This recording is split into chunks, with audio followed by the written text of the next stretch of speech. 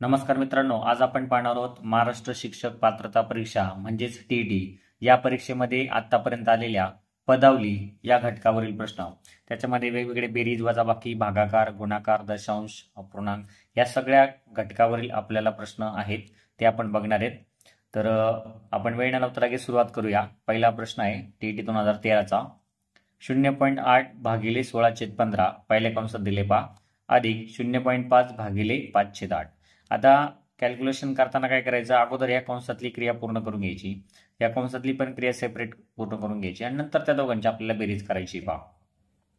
तर या ठिकाणी मी काय करतो पहा, 0.8 जे आहे हे तुम्ही जर बाकीचे पाहिले तर सगळे अपूर्णांकाच्या स्वरूपात आहे ना, अंशछेदाच्या स्वरूपामध्ये। तर हे 0.8 ला सुद्धा आपण काय करू शकतो, अंशछेदाच्या स्वरूपामध्ये लिहू शकतो। कसं लिहायचं ते, त्याच्यासाठी आपल्याला काय करायचं, हे वरती 8 घ्यायचे, म्हणजे दशांश चिन्हाच्या पुढे एक घर सरकवलंय, मग खाली काय करायचं 10। 0.8 म्हणजे थोडक्यात 8/10 असं होत असतं, बरोबर आहे। आता इथे भागाकार आहे ना, भागाकाराचं मी करतो गुणुले आणि समोरच्याचा व्यस्त करायचा, म्हणजे 16/15 होतं, त्याचं काय करणार आहे मी 15/16, बरोबर। लक्षात आलं काय करतोय, काय केलं 0.8 ला मी केले 8/10, भागिलेचं गुणिले केलं आणि भागिलेचं गुणिले केल्यामुळे काय झालं, समोरच्याचा व्यस्त करायचा, 16/15 होता, आपण 15/16 केला। बर, इकडे पुढे बघा काय होत आहे, हे 0.5 आहे, भागिलेचं गुणिले करतो मी आणि समोरच्याचं काय करायचं 8/5। ही खूप सिंपल प्रक्रिया अशीच करायची आहे सर्वांनी, म्हणजे भागिलेचं गुणिले करायचं आणि समोरचा जो अपूर्णांक आहे त्याला व्यस्त करायचं, पलटी करायचं त्याचा, आहे की नाही।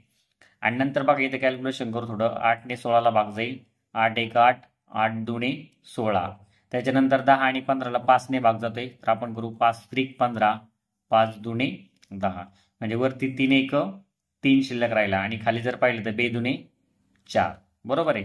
त्याच्यानंतर इकडे जर तुम्ही व्यवस्थित पाहिलं ना, 0 आहे पहा, 0/5 म्हणजे 0, 0 ने याला गुणलं म्हणजे टोटल किती येणार आहे, 0 येणार आहे, ही पूर्णची पूर्ण किंमत आपली 0 येणार आहे।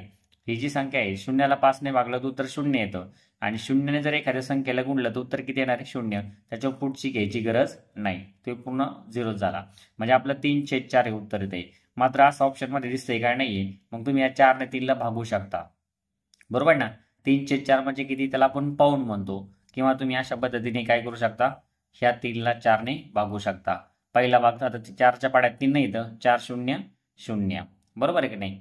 आणि मग आपण काय करतो 3, नंतर आता वरून किती घेणार आहे 0, मग 4 7 28, बरोबर आहे। आणि नंतर किती उरले 2 उरले, त्याच्या पुढे 0 आणि 4 5 20, अशा पद्धतीने आपलं कॅल्क्युलेशन होऊन जातं, म्हणजे 0.75 आपला आन्सर आलेला आहे पहा। एवढं सोपं आपण केलंय, ठीक आहे। त्यानंतर पुढील प्रश्न आपल्याकडे पहा, 5.3 त्याचा वर्ग वजा 4.7 चा वर्ग भागिले खाली दिले पहा 5.3 चा वर्ग अधिक 4.7 चा वर्ग अधिक 2 गुणिले 5.3 आणि गुणिले 4.7। आता इथं जर व्यवस्थित तुम्ही पाहिलं ना, ह्याला आपल्याला फॉर्मॅटमध्ये बसवता येतं बा, कसं, हा एक संख्या आहे त्याचा वर्ग वजा दुसरी संख्या आहे त्याचा वर्ग, याचा वर्ग आपण करत बसणार नाही। तर तुम्हाला फॉर्म्युला माहित पाहिजे, ए वर्ग वजा बी वर्ग, याच्यासाठी फॉर्म्युला आहे पहा, ए वर्ग वजा बी वर्ग जर असेल तर एकदा त्यांची बेरीज म्हणजे ए अधिक बी आणि एकदा त्यांची वजाबाकी म्हणजेच ए वजा बी, हा फॉर्म्युला आहे। म्हणजे आपण वरती काय करणार आहे 5.3 अधिक 4.7, म्हणजे एकदा त्या दोघांची बेरीज करायची आणि एकदा त्या दोघांची काय करायची वजाबाकी करायची, म्हणजे 5.3 वजा 4.7, ठीक आहे। त्याच्यानंतर खाली जर तुम्ही व्यवस्थित पाहिले ना तर तुमच्या लक्षात येईल, हा जो आहे ते एक एक्सपान्शन आहे बा, कशाचं एक्सपान्शन आहे, ए वर्ग अधिक 2ab अधिक बी वर्ग, हा फॉर्म्युला आहे पहा, तो कशाचा आहे, तो आहे ए अधिक बी कंसाचा वर्ग, ह्याचा फॉर्म्युला आहे। तुम्ही म्हणता कसं काय, ए म्हणजे या ठिकाणी 5.3 घ्या, बी म्हणजे आपल्याला हा 4.7 घ्यायचा आहे पहा या ठिकाणी, म्हणजे ए वर्ग बी वर्ग आहे आणि 2 ए आणि बी दिसते सर्वांना, म्हणजे ए वर्ग अधिक बी वर्ग अधिक 2ab, म्हणजे हे जे आहे हे एक्सपान्शन आहे, कशाचं आहे, ए अधिक बी कंसाचा वर्ग, म्हणजे आपण इथं लिहिणारी कंसामध्ये ए म्हणजे किती 5.3 अधिक बी म्हणजे किती 4.7 आणि त्याचा काय वर्ग। आता एक गोष्ट तुमच्या सहज लक्षात येणार आहे, वरती 5.3 अधिक 4.7 खाली पण 5.3 अधिक 4.7 याचा वर्ग आहे, मग हा एक कंस आणि याच्यातला एक कंस, आता याच्यामध्ये 2 आहेत ना, वर्ग म्हणजे 2दा असतो, याच्यातला एक कंस कॅन्सल गेला, म्हणजे राहिला एकच कंस राहिला, वरती हा कंस राहिला खाली एक कंस राहिला, हे कसं कॅन्सल झालं समजतंय सर्वांना। वर्ग म्हणजे 2 वेळा असतो, त्याच्यातला एक आपण कंस याच्यासोबत कॅन्सल केला सारखा होता म्हणून, म्हणजे वरती फक्त हा राहिला 5.3 4.7. कॅल्क्युलेशन करून घेऊ आपण. 5.3 मधून 4.7 वजा करायचे. वजा करता येते ना, दशांश चिन्हाच्या खाली दशांश चिन्ह घेत जायचं कधी पण. 3 आहे, 3 जात नाही मग 13. 13तून 7 गेले 6, हातचा आला 1, 5तून 5 गेले 0, म्हणजे 0.6. वरती किती आलं 0.6. खाली जर आपण पाहिलं तर कॅल्क्युलेशन किती होईल पहा. 5.3 आणि 4.7 ची बेरीज करायची, कारण वर्ग म्हणजे याच्यासोबत कॅन्सल झाला, एक तर कंस राहिला होता, म्हणजे या ठिकाणी आपल्याला बेरीज करायची 5.3 आणि 4.7. बेरीज करताना पण सेम तशीच करायची, अपूर्णांक आपलं दशांश अपूर्णांकाची. 3 आणि 7 10 होतात, हातचा आला 1, 5 आणि 5 10, 10.0 म्हणजेच 10. आता बघा 0.6 भागिले 10 हे उत्तर आलंय, मात्र असं ऑप्शन नाहीये. आता खालचा 10 आपल्याला नको आहे, म्हणजे 1 0 काढून टाकायचं असेल तर इकडे 1 दशांश इकडे वाढवायचं, म्हणजे 0.06 हे आपलं उत्तर येते. पर्याय क्रमांक 3 अगदी बरोबर आहे. बरोबर ना. त्यानंतर पुढील प्रश्न आपल्याकडे आहे पहा. TET 2014 आलेला आहे प्रश्न. कंसामध्ये वजा 0.25 कंस पूर्ण अधिक दुसऱ्या कंसामध्ये वजा 0.5 गुणले 2.2/5 भागिले 4/5. आता तुम्ही जर इथं व्यवस्थित पाहिलं तर तुमच्या लक्षात येईल, आपल्याला हे कंस दिलेले आहेत आणि कंसामध्ये निगेटिव्ह संख्या आहेत थोडक्यात, आहे की नाही. तर आपल्याला अगोदर काय करावं लागेल माहिती का, आपल्याला ही जी संख्या दिली 2.2/5 हिला आपल्याला साध्या अपूर्णांकात करून घ्यायचे. 2.2/5 म्हणजे कसं करतो आपण, ह्या दोघांचा गुणाकार करायचा, 5 दुणे 10 आणि त्याच्यामध्ये हे 2 मिळवायचे, 10 आणि 2 12 आणि शिरेस्थानी तेच म्हणजे 12/5 येतं पहा. 5 दुणे 10, 10 आणि 2 12, 12/5. आणि मी लिहितोय पहा इथं वजा 0.25 झालं अधिक वजा 0.5 गुणले, या ठिकाणी याच्याऐवजी काय लिहितोय मी 12/5 लिहितोय. कॅल्क्युलेशन केलं ना आपण. हा, आता पुढं भागाकार आहे पहा. भागिलेचं काय करायचं आपण, गुणले करायचं आणि 4/5 काय करायचं 5/4 करायचं. जर भागिले असेल तर भागिलेचं गुणले करणे आणि समोरच्या संख्येचा व्यस्त करणे, आहे की नाही. आणि मग आता या ठिकाणी बघा कॅल्क्युलेशन करता येईल की 5 5 काय झाले कॅन्सल झाले. 4 ने 12ला भागता येतो आपल्याला, 4 1 4 आणि 4 त्रिक 12 झालं. आता इथं वजा 0.25 आपण अगोदर लिहून घेऊ आणि पुढे जर आपण पाहिलं तर ह्या दोघांचा गुणाकार करायचा, वजा 0.5चा आणि 3चा गुणाकार करायचा. गुणाकार करताना कसा करायचा पहा, 0.5 आणि जर आपल्याला 3चा जर गुणाकार करायचा असेल तर दशांश चिन्ह नाहीये असं गृहीत धरा, म्हणजे 5 राहिले फक्त. 5 त्रिक किती होतात 15. अगोदर गुणाकार करून घ्यायचा आणि नंतर दशांश चिन्हाचा विचार करायचा. दशांश चिन्हानंतर किती एक अंक आहे, मग या ठिकाणी पण एकच अंक असला पाहिजे. इकडून इथं 1.5 आपलं उत्तर येते, मात्र वजा होतं, या ठिकाणी वजा 1.5 आपलं हे आलंय. त्याच्यानंतर आता ह्या दोघांच्या बाबतीत जर तुम्ही पाहिले व्यवस्थित तर दोघांचं चिन्ह सारखं आहे आणि समान चिन्ह जर असतील तर त्यांची काय करायची असते, बेरीज करायची आणि येणाऱ्या उत्तराला जे चिन्ह असेल ते देऊन टाकायचं.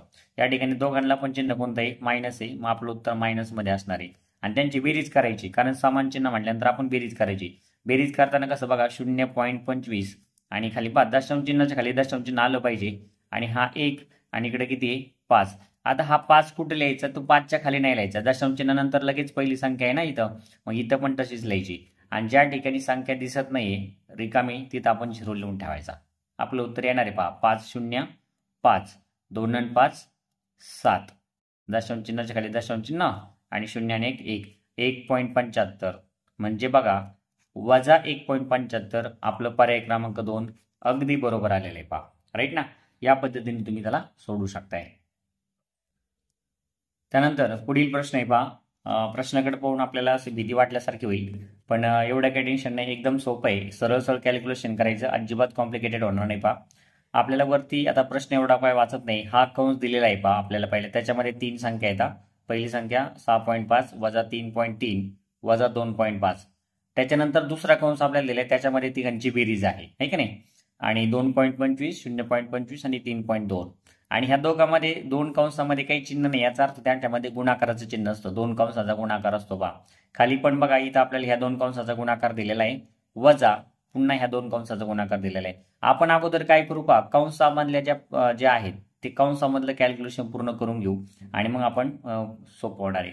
आता जसं की या ठिकाणी पहा, आता इथं जर तुम्ही पाहिलं 6.5 वजा 3.3 आणि वजा 2.5, इथं काय करायचं जर बेरीज वजाबाकी जर दिसत असेल तुम्हाला तर तुम्ही क्रमाने करत गेले तरी पण तुमचं उत्तर बरोबर येतं.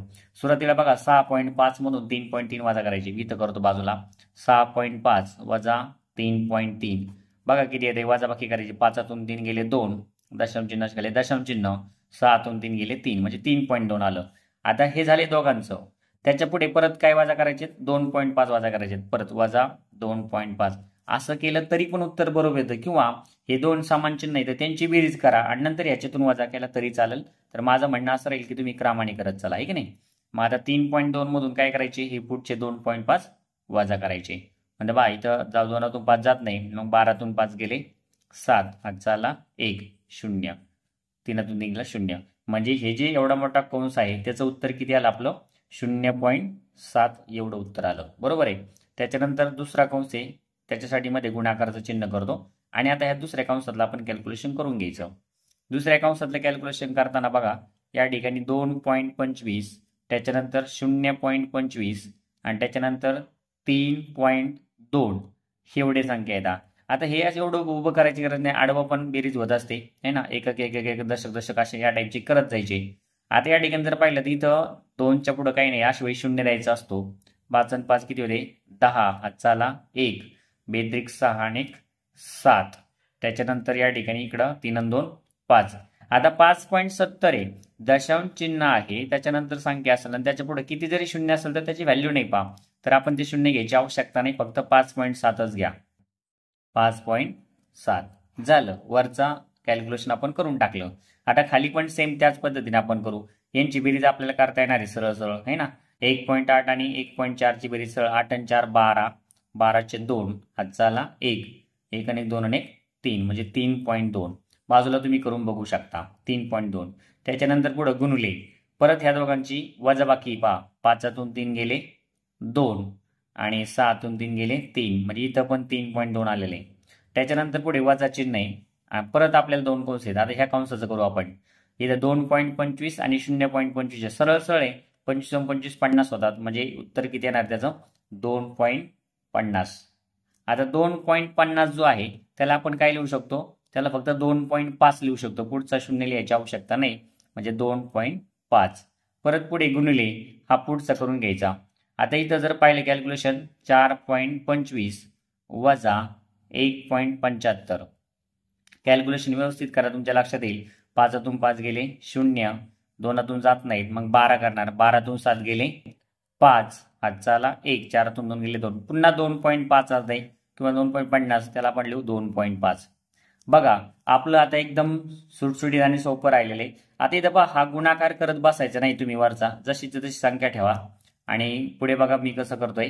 खाली जर आपण पाहिले ना 3.2 गुणले 3.2 आहे म्हणजे 3.2चा काय वर्ग. नंतर इथं 2.5 गुणले 2.5 आहे म्हणजे 2.5चा काय वर्ग. म्हणजे ते या फॉर्मॅटमध्ये येतील पहा. कसा? ए वर्ग वजा बी वर्ग, जे की याच्या अगोदर आपण फॉर्म्युला वापरला होता हे की नाही. ही ए म्हणजे 3.2 त्याचा वर्ग आहे की नाही वजा बी म्हणजे 2.5. तर एक त्यांच्यामध्ये काय असतं? एकदा बेरीज आणि एकदा वजाबाकी. म्हणजे ए वर्ग वजा बी वर्ग जर असेल तर ए अधिक बी आणि ए वजा बी. मग इकडं पण आपण तसंच करू. एकदा त्यांची काय करायची? बेरीज आणि एकदा काय करायची? वजाबाकी करायची. आता बेरीज करता मी वाटल्यास लिहितो एकदा. तुम्हाला थोडंसं वाटेल की एवढं मोठं आहे की नाही. तर एकदा लिहूनच देतो. 3.2 अधिक 2.5 आणि इथं लिहितो 3.2 वजा 2.5. बस एवढे कॅल्क्युलेशन करायचे. आपलं उत्तर लगेच झालंय बा. वरती 0.7 गुणले 5.7 आणि खाली बघा आता 3.2 आणि 2.5 ची जर बेरीज केली तर किती यायला पाहिजे? 5 आणि 2 किती झाले? 7 बरोबर. नंतर 3 आणि 2 किती झाले? 5 म्हणजे 5.7 आली बेरीज. किती आली? 5.7 गुणले या ठिकाणी जर आपण पाहिलं तर 2तून 5 जात नाही मग 12, 12तून 5 गेले 7 आणि नंतर हात चालला 1, 3तून 3 गेला 0. बाजूला तुम्ही कॅल्क्युलेशन करून बघू शकता आपण कशा पद्धतीने करणार सगळे. आता बघा इथं 0.7 0.7 कॅन्सल झाले. 5.7 5.7 पण कॅन्सल झाले. म्हणजे उत्तर किती येतं? 1. म्हणजे ह्याने याला भाग दिला 0.7 1 0.7 असं म्हणजे आपलं उत्तर किती आलं? 1. पर्याय क्रमांक पहिला अगदी बरोबर आहे. काय केले तर सरळ सरळ फक्त कॅल्क्युलेशन केले, बाकी काही नाही. तुमच्या लक्षात आलं असेल. आता पुढचा प्रश्न आहे पहा. हा TT 2000 17ला विचारला आहे आणि आधीचा जर प्रश्न पाहिला तर तुम्ही TET 2021चा आहे आणि ह्या दोन प्रश्नामध्ये बघा काय तुम्हाला साम्य आत्ताच आपण सोडवलेला आहे. फक्त आणि फक्त हा अंश छेदस्थानी गेलाय आणि छेद हा अंशस्थानी गेलाय. बाकी कोणत्याही प्रकारचा बदल त्याच्यामध्ये दिसत नाही पहा. बरोबर आहे की नाही? आणि मग असं जर असेल तरी पण कॅल्क्युलेशन सेमच असणार आहे. बरोबर ना? म्हणजे फक्त हे जे वरचं कॅल्क्युलेशन आहे ते खाली आणि खालचं कॅल्क्युलेशन वरती एवढा बदल असणार आहे. म्हणजे 0.7 हे खाली जाणार आहे आणि ही संख्या काय होणार आहे वरती जाणार आहे. आणि नंतर पुढे जाऊन काय होणार आहे पुन्हा हे वरती जाणार आहे हे खाली येणार आहे. इथं सेम अशी सिच्युएशन येईल परत आहे की नाही? अशीच परिस्थिती येणार आहे आणि मग तुम्हाला लक्षात येईल कॅन्सल होणार आहे ते आणि त्याचं उत्तर पण किती येणार आहे एकच येणार आहे. ह्याला वेगळी प्रोसेस करायची आवश्यकता नाही. सेम अशीच करायची आहे. फक्त अंश हा छेदस्थानी गेलाय आणि छेद हा अंशस्थानी गेलाय. फायनल आपलं उत्तर एक आलं होतं त्याच्यामुळे त्याच्यामध्ये कोणत्याही प्रकारचा बदल होणार नाही. फक्त कॅल्क्युलेशन व्यवस्थित बघू शकता तुम्ही. ठीक आहे? म्हणजे याचं पण उत्तर किती असणार आहे? पर्याय क्रमांक 1 अगदी बरोबर असणार आहे. फक्त काय करायचे लक्षात आले ना? जे आपण इथं अंशस्थानी केले कॅल्क्युलेशन ते फक्त छेदस्थानी करायचं. बदल काहीच नाही त्याच कॅल्क्युलेशन आहे. आणि हे जे छेदस्थानी केलं होतं ते आपल्याला अंशस्थानी लिहायचं आहे. एवढा बदल आहे आणि नंतर पुढे जाऊन ते एकमेकाला कॅन्सलच होतात. म्हणजे आपलं उत्तर सेम येते पहा. म्हणजे हा TET 2017ला आलेला प्रश्न आहे. तुमच्या लक्षात आला असेल थोडासा बदल करतात ते आणि आपल्याला प्रश्न बदलून भेटतोय. तर उत्तर मात्र तुम्हाला लक्षात आलेच करायचंय. त्यानंतर पुढील प्रश्न आहे आपल्याला हा TET 2013चा आहे. 4.1/2 अधिक 2.1/4 भागिले 4.1/2 वजा 2.1/4. ह्याचे कॅल्क्युलेशन पण आपण अगदी सहज करू शकतो. त्याला काय वेळ लागणार नाही है ना? फक्त एक गोष्ट तुम्हाला माहित पाहिजे हे जे पूर्णांकयुक्त अपूर्णांक असतो ना त्याला साध्या अपूर्णांकामध्ये रूपांतर करता आलं पाहिजे. जसं की 4.1/2 आहे. गुणाकार कसा करायचा? 2 आणि 4चा गुणा 2 8 आणि त्याच्यामध्ये अंश मिळवायचा म्हणजे किती झाले 9 आणि छेद जो होता तो ठेवायचा 9/2. तर या पद्धतीचं कॅल्क्युलेशन आपण करणार आहे आणि नंतर मग बघा अजून सोपं होऊन जाणार आहे. जसं की या ठिकाणी पहिल्या कंसामध्ये मी लिहितो हे चालय आत्ताच 2 8 आणि 9/2. चला पुढे अधिक परत इथं काय होणार आहे 4 दुने 8 आणि 9 मात्र छेदस्थानी किती या ठिकाणी 4 9/4 आहे बघा. बरोबर आहे.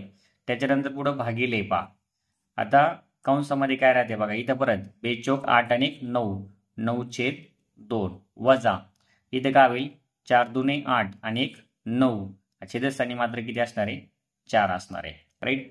चला पुढे काय होतंय आता यांची बेरीज किंवा इथं वजाबाकी जर करायची असेल तर आपल्याला काय समान असावं लागतं छेद समान असावा लागतो. या ठिकाणी छेद 4 आहे तर इथं सुद्धा आपल्याला 4 करता येईल की नाही? मग त्यासाठी सोपी आयडिया काय आहे ह्या दोनाला कितीने गुणवलं तर 4 होईल. तर ह्या दोनाला आपल्याला 2 ने गुणावं लागेल म्हणजे उत्तर 4 येतं.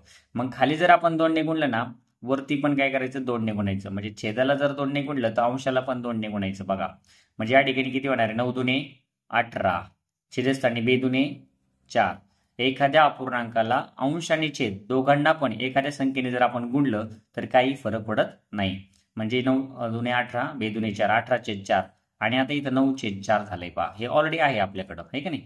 भागिले इकडं पण सेम तसंच करायचं. जर छेद 4 आहे ना याला आपल्याला छेद 4 करता येईल त्याच्यासाठी 2 ने गुणायचं. मग वरती पण 2 ने गुणायचं. 9 दुने 18 आणि खाली 2 दुने 4 वजा 9/4.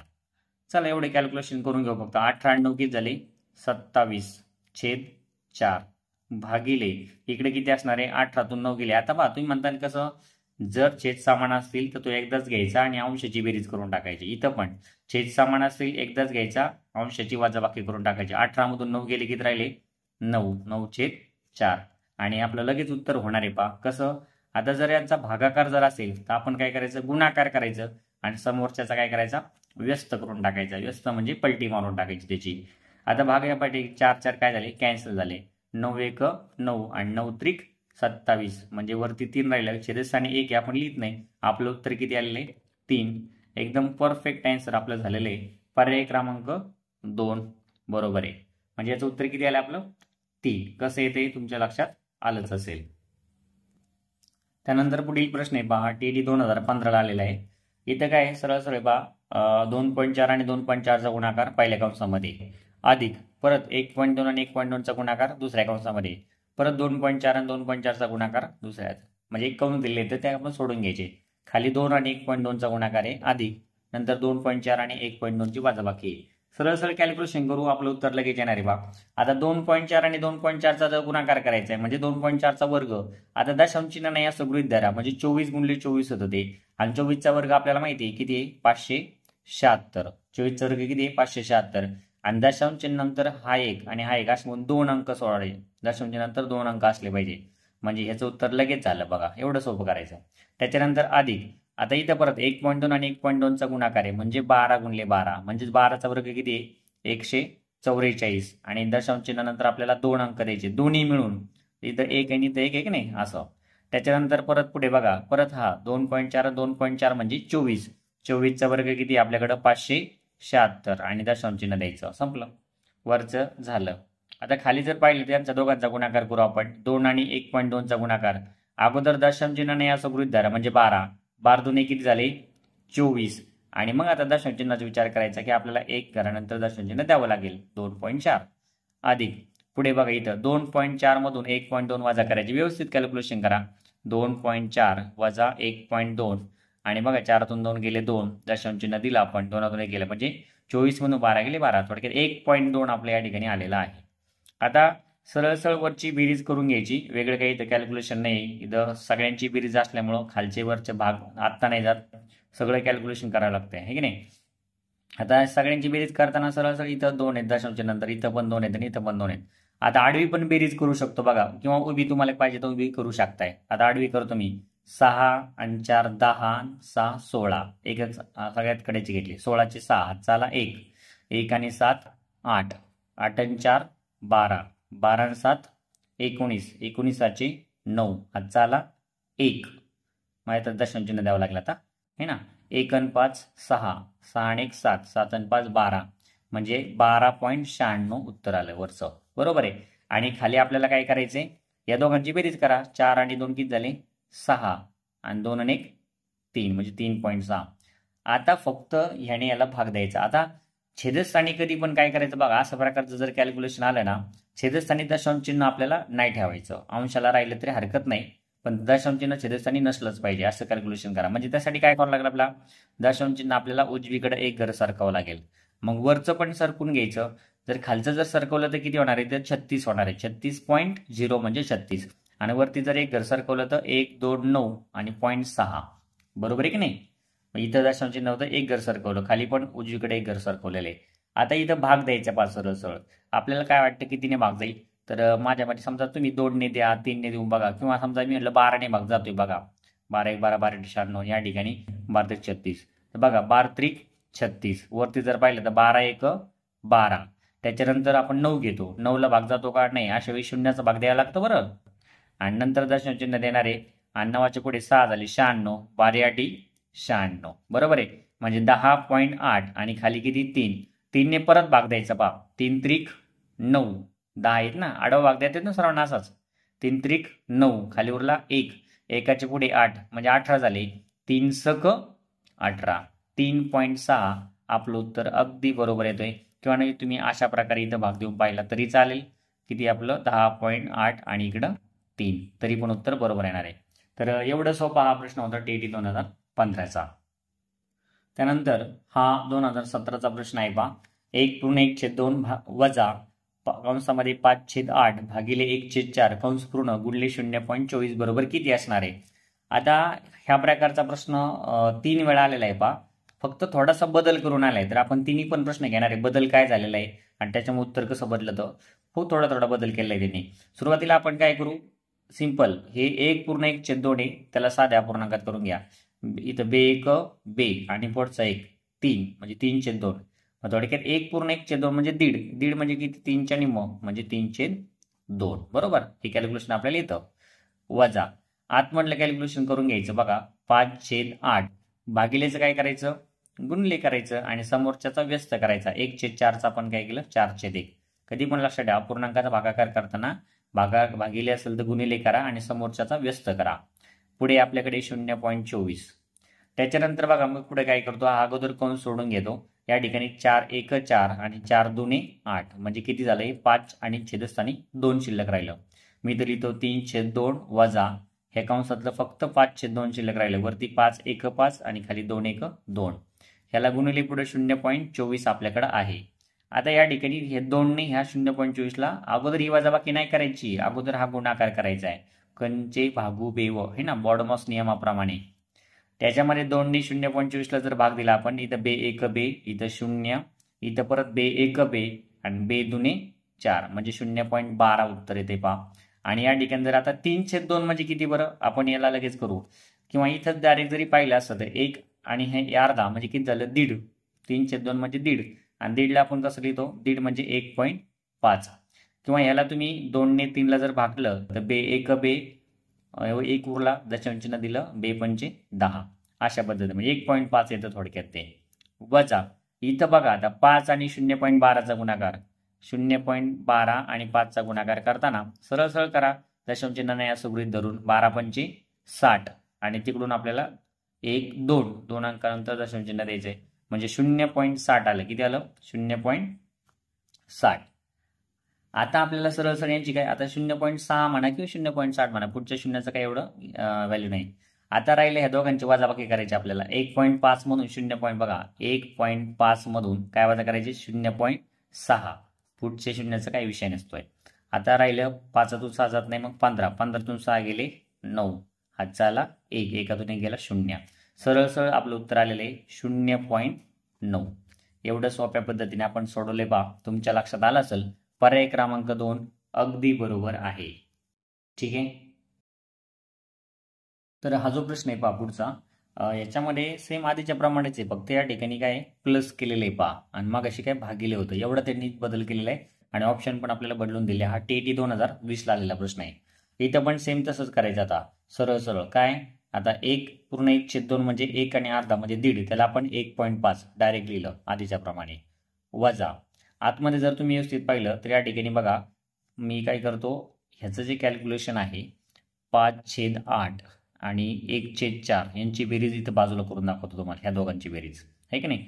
आता ज्यांची बेरीज करायची असेल तर छेद समान असावे लागतात आपल्याला माहिती आहे, आणि मग छेद समान नाही येतं, इथं 8 आहे इथं 4 आहे, हे 4चे 8 करता येतात, त्यासाठी किती गुणायचं 2ने, वरती पण 2ने गुणायचं. याच्या आधी एक्झाम्पलमध्ये केलं होतं आपण असं, हे ना. मग या ठिकाणी पहिले 5/8 आणि पुढे आता किती झाले 2 1 2 आणि 4 2 8 म्हणजे असं झालं. आता छेद समान झाले, एकदाच घ्यायचे, वरती 5 आणि 2 किती झाले 7, म्हणजे यांचं कॅल्क्युलेशन किती झालं 7/8. मी तर लिहितो 7/8 आणि त्याला गुणले 0. किती 24. तर ह्या 8ने 0.24ला भाग द्यायची, इथं कंस करायची गरज नव्हती. आता चला काय हरकत नाही, 8 1 8, इथं 8 0 0, 2ला भाग जात नाही, परत 8 0 0 आणि 8 त्रिक 24. ह्याला चुकून कोणी असं 0.3 लिहायचं नाही डायरेक्ट, नाही का, आणि 8 1 8, 8 0 0 आणि 8 त्रिक 24 0. तर पहिले अगोदर 2ला भाग द्यायचा, जात नाही म्हणून 0 आणि मग वरून 4 घेतले, आहे का नाही. मग राहिलं किती 1.5 वजा, आता ह्या दोघांचा गुणाकार करायचा, 7 आणि 0.03चा 0.03 आणि जर 7चा जर गुणाकार केला तर 7 त्रिक 21 होतात आणि मात्र दशांश चिन्हानंतर पुढे 2 करायचं म्हणजे 1 2 आणि मग दशांश चिन्ह द्यायचं आपल्याला 0.21. ह्या दोघांची वजाबाकी करायची आपल्याला. आता 1.5 मधून 0. किती वजा करायचे 21 वजा करायचे, बरोबर आहे की नाही. वजाबाकी करताना मात्र कशी करायला लागेल बघा, दशांश चिन्हाच्या खाली दशांश चिन्ह घेतलं, 1.5 0.21. आता ह्या 1ला वरती जोडीदार नाही, अशा वेळी काय घ्यायचा 0 घ्यायचं वरती. मग बघा करा वजाबाकी, 0तून 1 जात नाही, मग 10तून 1 गेला 9, हातचा आला 1, 5तून 3 गेले 2 आणि हा 1 म्हणजे 1.29 आपलं उत्तर आलेलं आहे. पर्याय क्रमांक 2 अगदी बरोबर आहे पहा. त्यानंतर पुढचा प्रश्न आहे पहा, हा TET 2021ला आलेला आहे आणि इथं फक्त आपल्याला काय केलेलं आहे मायनस एवढा बदल केलेला आहे, हे ना. म्हणजे पहा पहिलं 1.1/2 अधिक 5/8 कंस आणि वजा 1/4 आणि गुणले 0.24 आहे. तर इथं सुरुवातीला आपण काय करू, याचं कॅल्क्युलेशन करू. 1.1/2 म्हणजे कितीच 1.5 आपण अगोदर केलेलं आहे. त्याच्यानंतर पुढे प्लस, आता ह्यांचं जर कॅल्क्युलेशन जर आपण पाहिलं 5/8 वजा 1/4, ह्याचं काय परत परत तुम्हाला सांगण्याची आवश्यकता नाही, तुमच्या लक्षात आलं काय करायचं, छेद समान करण्यासाठी 2ने गुणायचे, गुणलं, मग इथं 5/8 आणि पुढे किती येणार आहे 2 1 2 आणि छेदस्थानी किती 4 2 8. छेद समान आहेत, वजाबाकी करायची, 5तून 2 गेले 3 आणि छेदस्थानी 8 म्हणजे 3/8 राहिलं आणि त्याला किती गुणायचं पुढे 0.24 आहे आपल्याकडं. 8ने पुन्हा याला भाग द्यायचा, 8 1 8, 8 0 0, 8 0 0, 8 त्रिक 24, बरोबर आहे, म्हणजे 0.03. आता हा सुरुवातीचा 1.5 अधिक, आता 0.03 आणि 3चा गुणाकार करायचा, 3 त्रिक किती 9 आणि आपल्याला दशांशचिन्ह 2 करा म्हणजे 1 2 आणि मग दशांशचिन्ह द्यायचं म्हणजे 0.09 आणि आपल्याला फक्त आता या दोघांची बेरीज करायची. आपलं उत्तर लगेच येणार आहे पहा म्हणजे 1.5 अधिक 0.09. बेरीज करताना मी तुम्हाला म्हणलं इथं काही समजा नाही इथं 0 दिला 0.99 505 दशांशचिन्ह 101 म्हणजे 1.59. आपलं उत्तर अगदी बरोबर आले. पर्याय क्रमांक 2. एवढं सोपं आहे बा. म्हणजे तुमच्या लक्षात आलं असेल कशा प्रकारे थोडाफार बदल होतोय आणि प्रश्न पुन्हा पुन्हा त्या प्रकारेच असतात. तर तुम्हाला हा पॅटर्न व्यवस्थित करून ठेवण्याची आवश्यकता आहे की ना. जर तुमच्या लक्षात आला असेल तर व्यवस्थित बघा. जर तुम्हाला व्हिडिओ आवडत असेल मित्रांनो तर तुम्ही काय करा लाईक करायला हरकत नाही आपल्या व्हिडिओला. त्याच्यानंतर आपलं चॅनल जर तुम्ही सबस्क्राईब केलं नसेल तर करून टाका तेवढं. आणि सगळ्यात महत्त्वाचं म्हणजे आपल्या मित्रांपर्यंत व्हिडिओ शेअर करा म्हणजे आपल्या चॅनलला एक प्रकारचा सपोर्ट मिळेल. आणि तुम्हाला कोणत्या टॉपिकवरती व्हिडिओ अपेक्षित आहे ते तुम्ही मला कमेंट बॉक्समध्ये नक्की कळवा. नक्कीच मी त्याप्रमाणे व्हिडिओ बनवण्याचा प्रयत्न करेल. खूप खूप धन्यवाद.